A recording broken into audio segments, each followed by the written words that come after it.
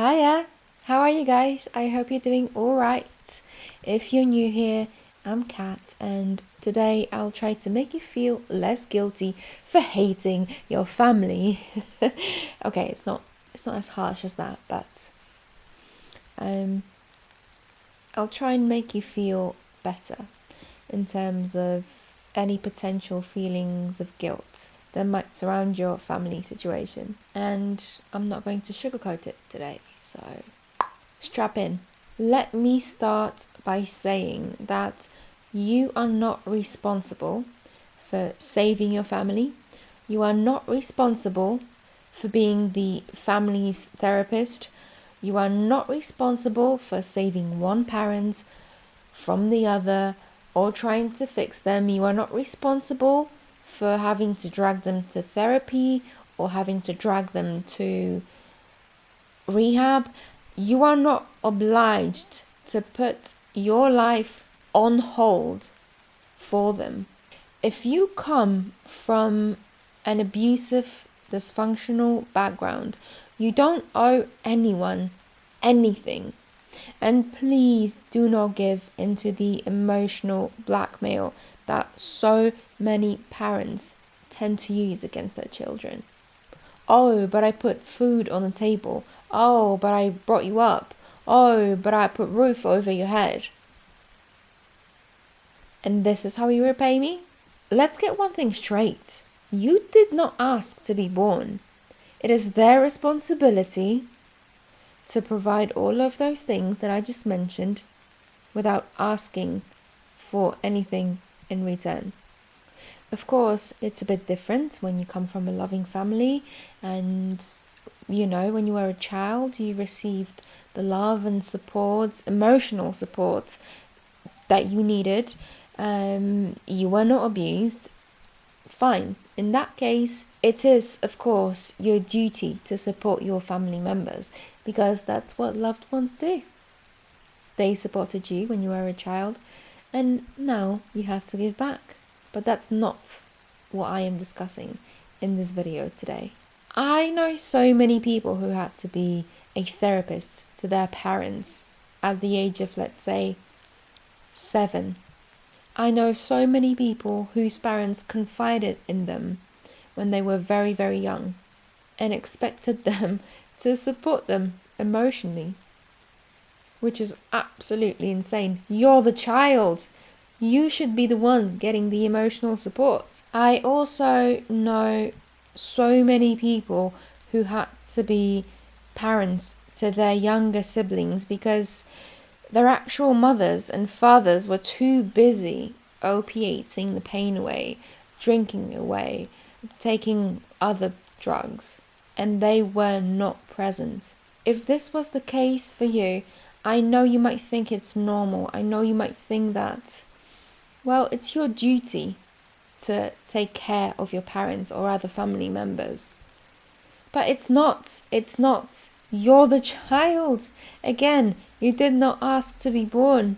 I think so many of us are so used to this being the normal that we don't even realize that we can escape this. We're not slaves anymore. We're adults. We don't owe anything to anyone. And I know that it gets even harder when the duality of emotion comes in.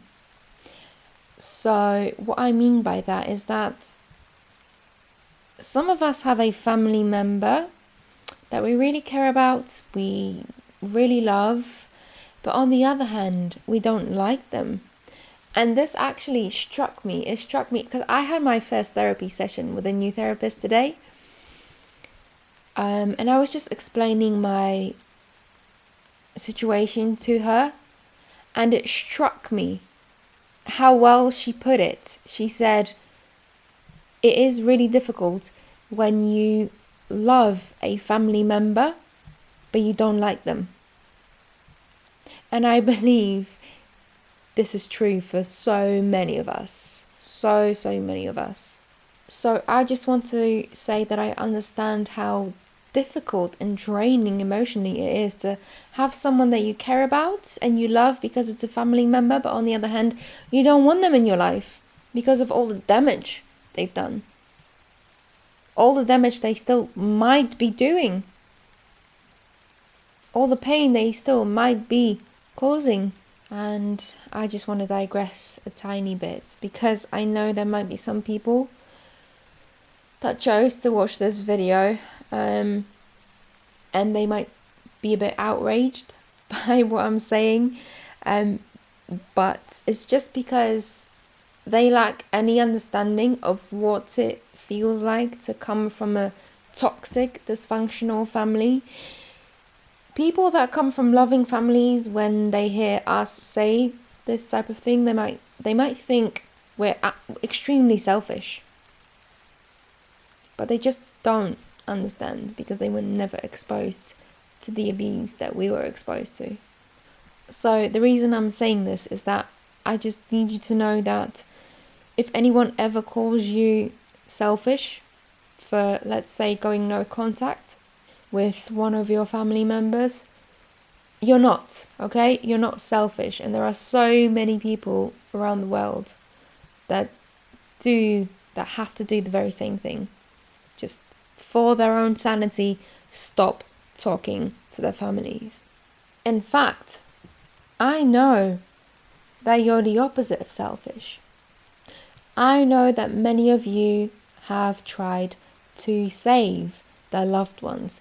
You've tried to drag them to therapy, to rehab. You've done many things to help them, but they refuse to change. And yet, even though they refuse to change, you still keep trying, because it feels like you owe them. It feels like betrayal if you don't keep trying. After all, it's your family, right? It's a family member, and you're not a monster. You have to help them out. However, if that's the case, I need you to stop right now. You need to rid yourself of all guilt, and if need be, you must go no contact. Think of all of the times that you tried to save them and they just ignored you. They disrespected all the effort that you put into trying to save them. As sad as it is, there's nothing you can do, and you just have to let it go. And you have to let go of the guilt at the same time. I would just like to take a quick break to say thank you to everyone who has ever supported my channel with a donation. And if my videos have ever made you feel understood, less alone, supported in a way, I would truly appreciate it if you could support me with a small donation. My videos don't really sell very well in terms of AdSense, so the people who support me with donations are really the ones that keep this channel going, to be honest. But obviously, don't get into debt over supporting me in my channel. But yeah, if you can afford it, and if you feel the need to give back or whatever, you can support me financially through a tiny donation. I would truly appreciate that. And now, moving on. Another thing I want to mention is that I understand how incredibly difficult it is to watch another member of your family be abused by this dysfunctional individual. I just want to say that it's really not your fault, because I know from experience, I know that you probably have tried many times to save them, to get them away from this abusive person, but they are just codependent. It's gone too far. They just don't know. They can't imagine a life without the abuse. And it's a very hard pill to swallow. It's incredibly difficult to make peace with this, but unfortunately, there is nothing you can do to save the other people in your family. I mean, if you still feel guilty for this, just let me ask you this one question. How many times have you tried to save your, let's say for example, it could be the other way around, your lovely mother from your alcoholic, abusive father?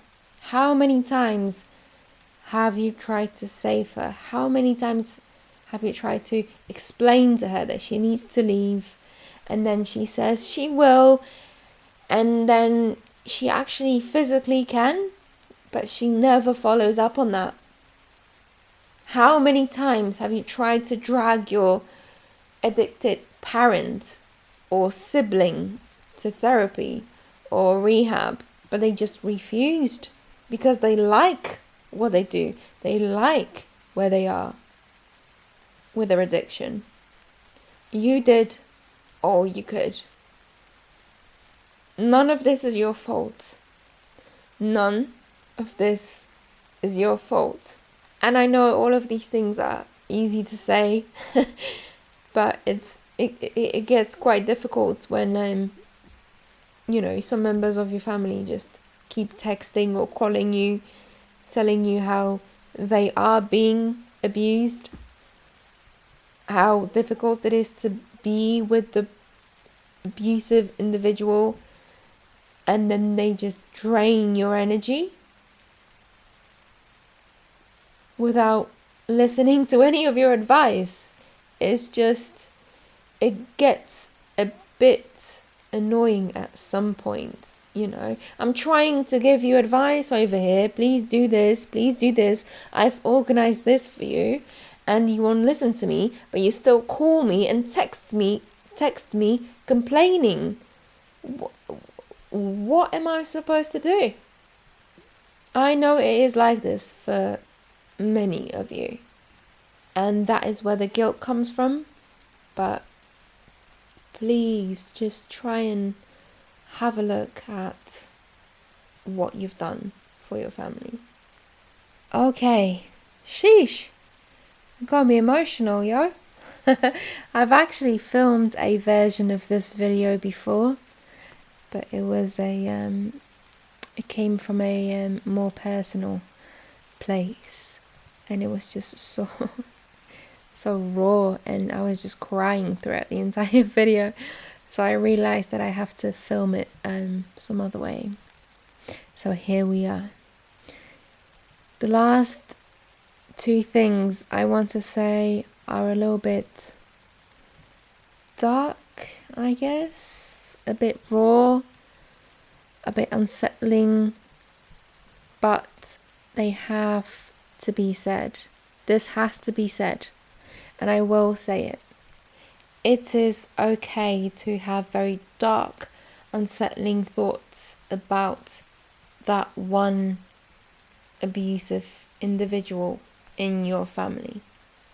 And I know when those thoughts come up, you probably feel like a horrible person, like an absolute piece of shit, because how dare you think those thoughts of a loved one, a family member? But what you need to understand is that they are just a side effect of how you've been treated in the past. It's a side effect of the abuse. These thoughts would not be coming up for you if you were treated right. So if you ever sit there and think to yourself, fuck, I hope this person dies, that's fine.